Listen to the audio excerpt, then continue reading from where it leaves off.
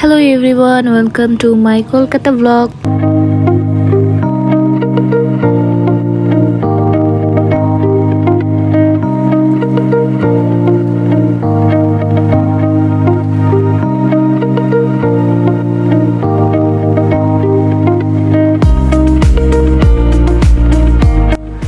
কলকাতা গিয়ে সকাল সকাল বেরিয়ে পড়লাম ঘুরতে এবং প্রথমেই আমরা গিয়েছিলাম মাদার তেরেসার হোম, যেখানে ওনার সমাধি এবং যেখান থেকে মেইনলি ওনার যে অফিস, তারপরে তার একটা ছোট্ট একটা মিউজিয়াম।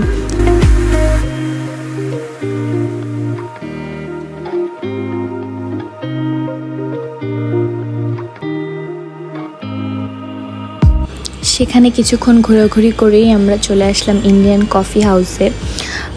কলকাতায় আসবো আর কফি হাউসে আসা হবে না তা তো একদমই চলবেই না। তো কফি হাউসে আসলে আমি আগে থেকে প্ল্যান করেছিলাম যে উপরে বসবো। কত মানুষের ভিডিওতে যে আমি দেখেছি উপর থেকে এই নিচের এই সিনটা। তারপরে এখানে বসে কিছুক্ষণ আড্ডা দিয়ে আমরা কফি খেলাম এখানকার। তারপরে আমরা চলে গেলাম জোড়াসাঁকোর ঠাকুর বাসায়। এখানে আসলে রবীন্দ্রনাথ ঠাকুরের প্রত্যেকটা জিনিস ওরা এত সুন্দর করে রেখেছে এবং ভিতরে আসলে ভিডিও করা অ্যালাউ ছিল না, যদি সম্ভব হতো তাহলে ভিডিও করে দেখাতাম। তো এখানে গিয়েই মন শান্তি, ব্যাকগ্রাউন্ডে ঠাকুর রবীন্দ্রর সঙ্গীত বাজছিল, আসলে ওখানে খুবই ভালো লাগছিল। তারপরে আমরা হাওড়া ব্রিজের উপর দিয়ে চলে গেলাম প্রিন্সেপ ঘাটে।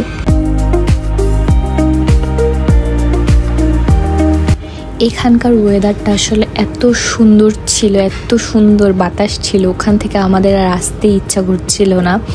তারপরে আমরা লাস্টলি আসছি ভিক্টোরিয়া মেমোরিয়ালে। এখানে আসলে দেখা যায় সব ট্যুরিস্টরা সবার প্রথমে হয়তো এখানেই যায়, কিন্তু আমরা সেদিন লেট করে গিয়েছিলাম কারণ আমাদের আসলে আমরা শিওরই ছিলাম না যে সেদিন আমরা ভিক্টোরিয়া মেমোরিয়াল যেতে পারবো কি না, কারণ ওখানে একটা প্রোগ্রাম হচ্ছিল। শেষমেশ ভাগ্য হলো যে হ্যাঁ আজকে যাওয়া হবে। দেন আমরা গেলাম ভিক্টোরিয়া মেমোরিয়ালে এবং ওখানে কিছুক্ষণ ঘোরাঘুরি করেই বেরিয়ে আমরা একটু ঘোরার একটা রাইড নিলাম, ছোট্ট একটা রাইড নিয়ে।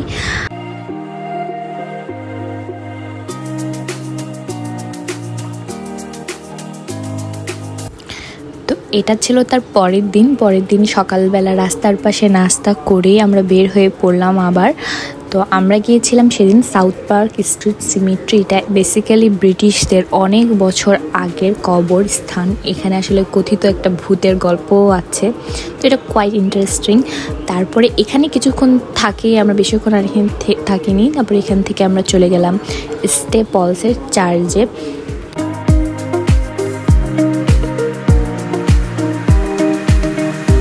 এখানেও আসলে ভিতরে ভিডিও করা অ্যালাউ ছিল না, আর আমরা এমন ভোর দুপুরে গিয়েছিলাম, এত রোদ, বাট আসলে জায়গাটা অনেক সুন্দর ছিল।